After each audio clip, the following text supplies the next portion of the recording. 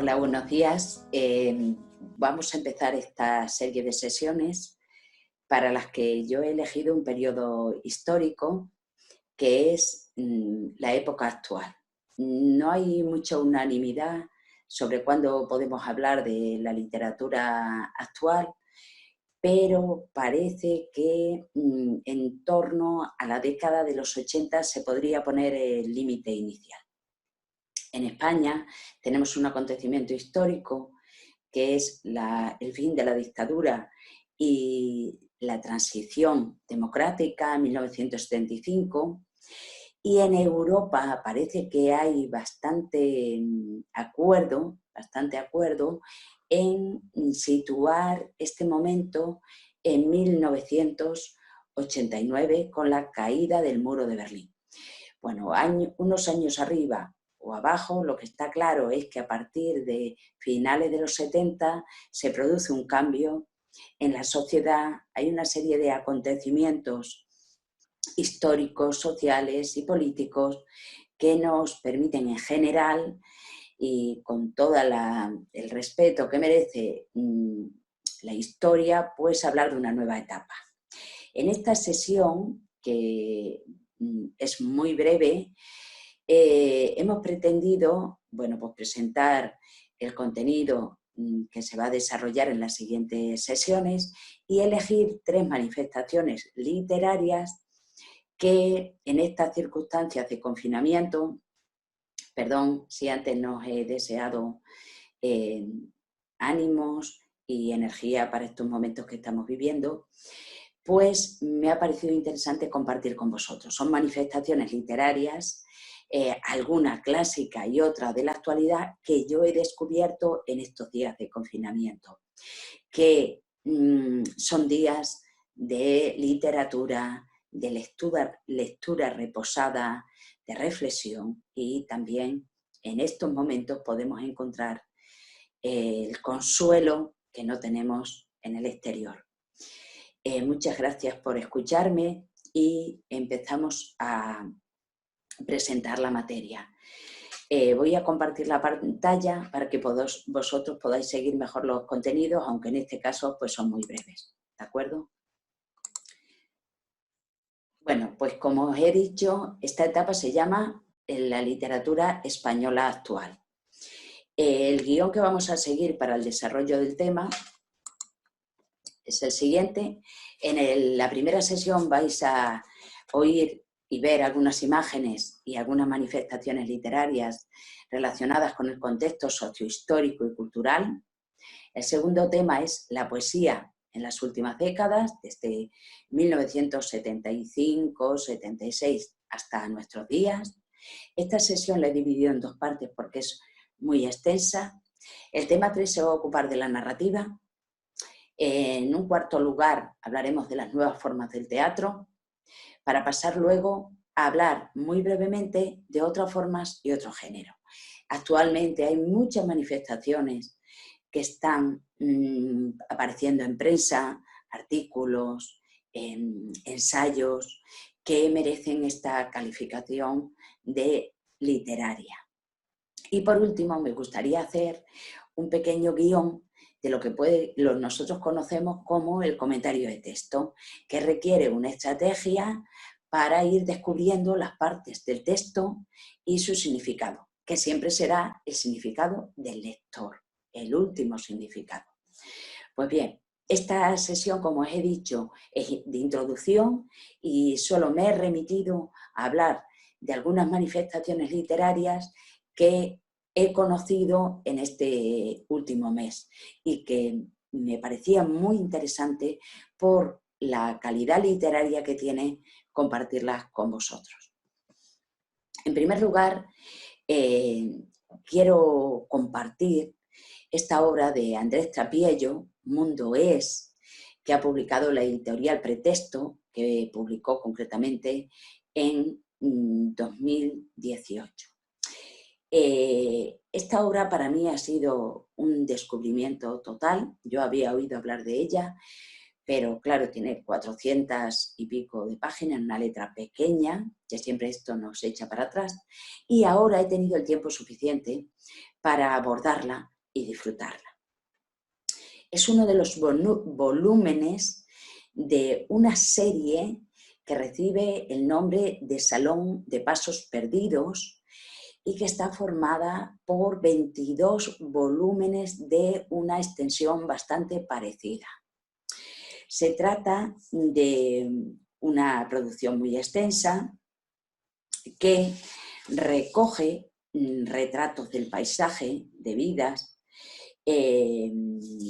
reflexiones, descripciones, relatos de la vida cotidiana, aspectos relacionados con humor, tribulaciones, fantasías, alguna frustración, que tienen como principal protagonista a Andrés Trapiello. Para conocer a este autor, os animo a que en este tiempo que tenemos tan preciado y que estamos haciendo cosas tan interesantes que no eran habituales en nuestra vida anterior, que veáis el vídeo Esta es mi tierra, algunas travesías, Manzaneda, Las Viñas y Madrid.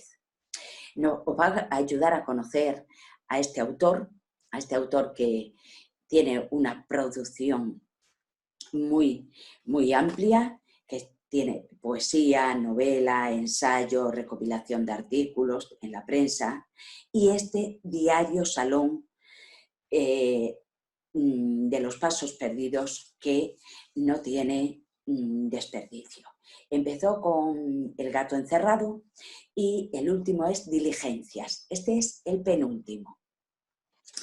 Me interesa compartir con vosotros también lo que se define como salón de pasos perdidos y que ha sido definido por Trapiello. En los viejas casas había siempre un salón chino, un salón pompeyano, un salón de baile, otro de retratos, cada uno empapelado o pintado de un color, con unos muebles apropiados y decoración idónea. En estos palacios españoles, un tanto vetustos y destartalados, había también un salón que llamaban de pasos perdidos. La casa que no lo tenía no era buena casa. Era el salón donde nadie se detenía, pero por donde se pasaba siempre que se quería ir a alguno de los otros.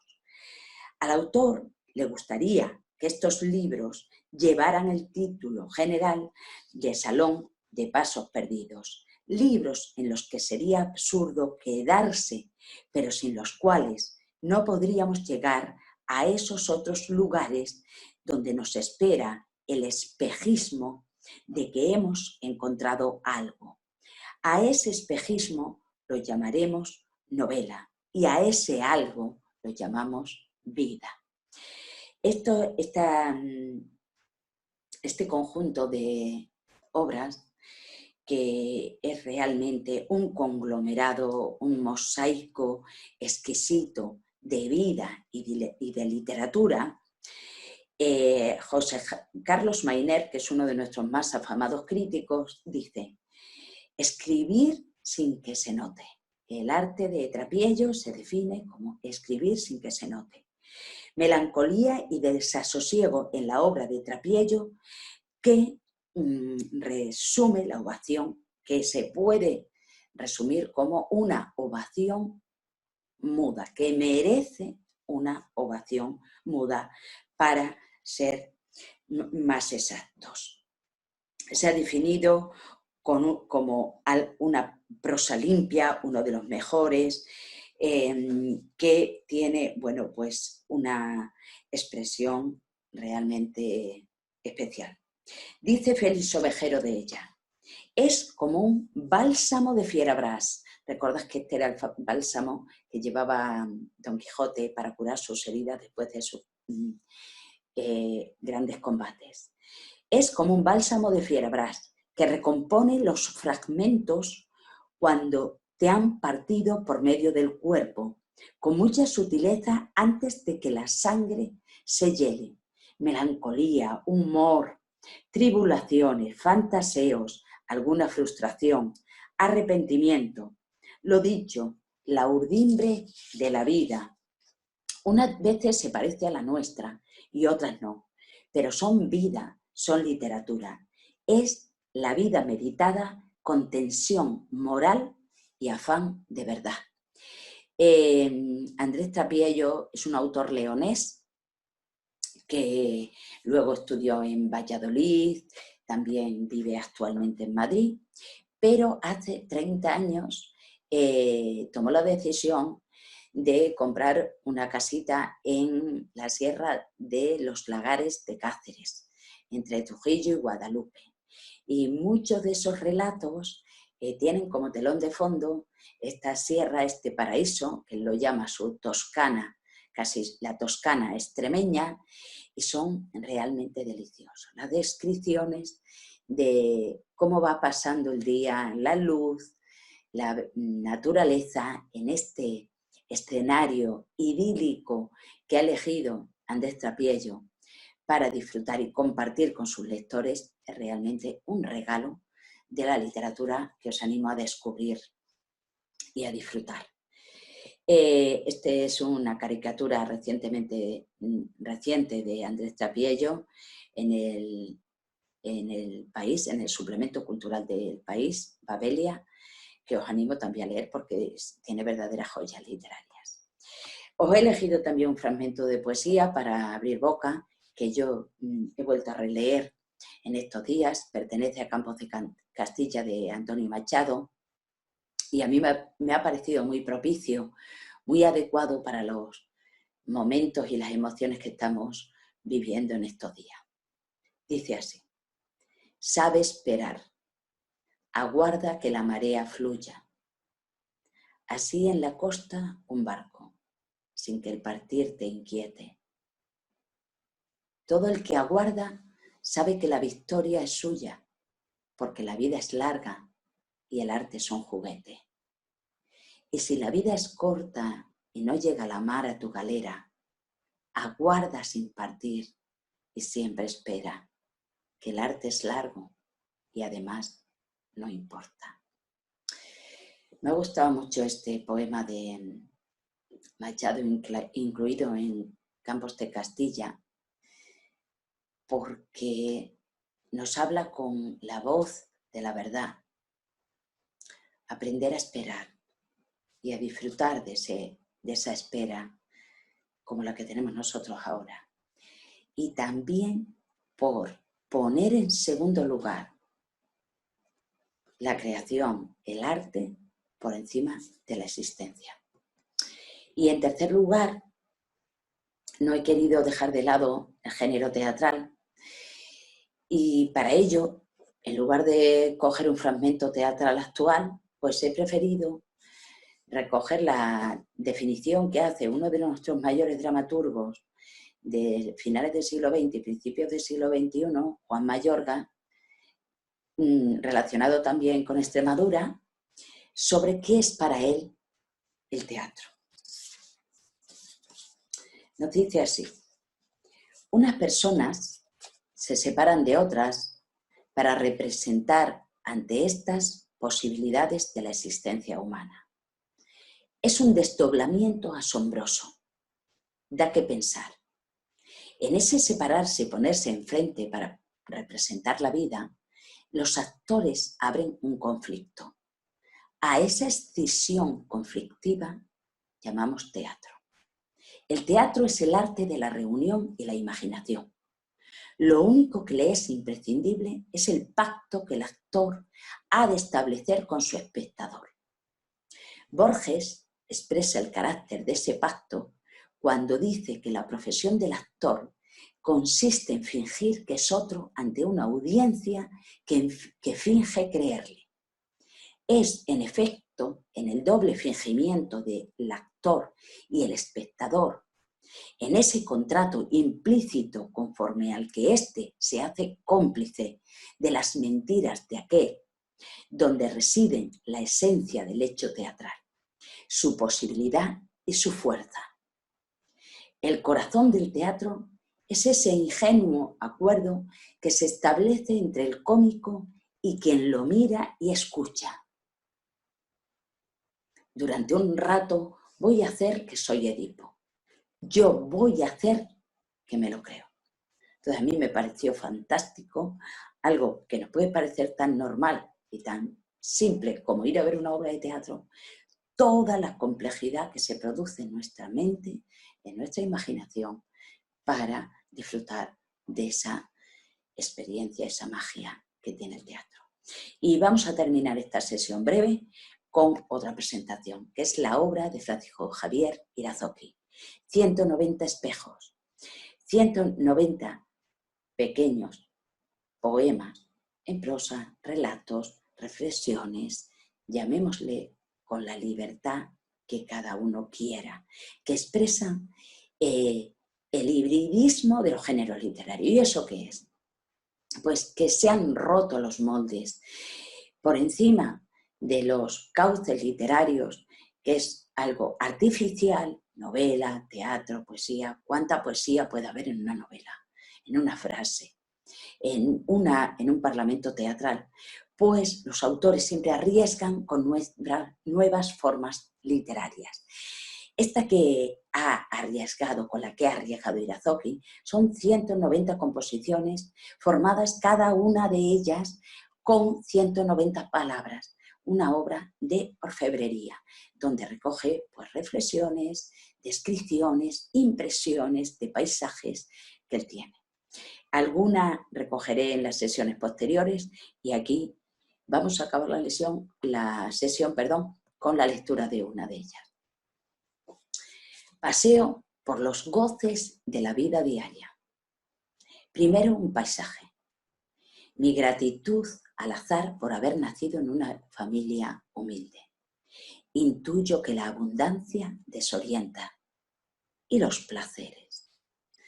Escuchar 3 homenajes a la inteligencia. La música de Bach, Monteverdi, Desprez. Dejar en el platillo de un violinista los gritos del saxo de Coltrane. El cinismo bondadoso de las canciones de Brassens. Las avenidas iluminadas y los recovecos oscuros de un idioma. Leer a Camus y a Arendt. 2 flechas éticas que me guían. Una coherencia que no crea presidios. El salmorejo, la ventresca y el rape compartidos. Los paraísos variados del sexo. Las páginas del poeta que es un vehículo transparente en sus mejores versos. No padecer el fracaso que llaman envidia. La risa que no hiere.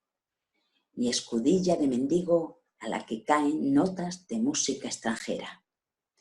El diálogo con hombres libres. Cuidar las cosas sin poseerlas. El cine y los laberintos trazados por Pasolini en Teorema. Recordar el agua de la niñez. No ser el bufón de la propia conciencia. Envejecer sentado en un refugio de preguntas. El goce de no tener tiempo para el odio. Creo que este espejo 95 resume perfectamente los goces de la vida diaria. Espero que estos libros que recogemos aquí, que no son nada más que las humildes sugerencias de una sencilla o simple profesora de literatura, os sirvan para pasar unos días difíciles. Es un placer siempre estar con vosotros, aunque sea a través de esta fría cámara, porque yo os siento como ello y os animo a pasar estos días con la literatura, que es una compañera que no os va a defraudar. Un abrazo muy grande y seguimos viéndonos.